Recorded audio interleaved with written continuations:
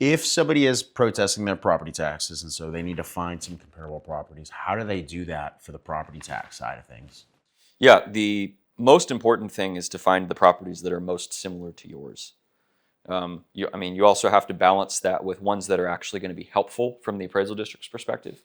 But what you want to do is boil it down to the properties that are built within the same time frame, usually, hopefully within a couple of years, that are similarly constructed to yours.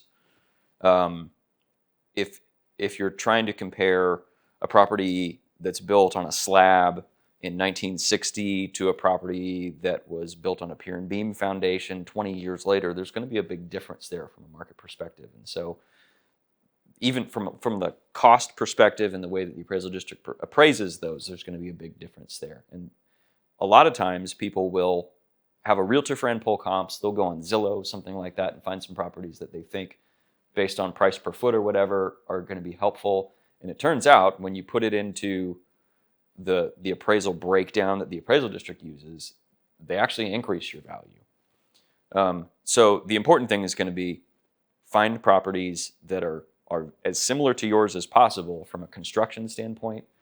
You want to find them within the smallest radius possible, because the appraisal district breaks down different regions of the city into what they call neighborhood codes, which are going to be, they're usually loosely going to follow an actual neighborhood, but a neighborhood development itself could be multiple different neighborhood codes depending on how it was built out and that sort of thing. You could cross a street and it's in a different neighborhood code. You can find most of that information on the appraisal district website. They usually have data downloads that you can, they're giant, but if you want to try and find that information for yourself, it's out there. It might be hard to use. It's one of the things that we do particularly well, is collate all that data, filter through it, and find the most similar properties that are actually advantageous for you. If all that sounds challenging, just call Resolute. We'll do all that work for you. If all of that sounds challenging, well, it is. Yeah, but it can be done. The data's out there.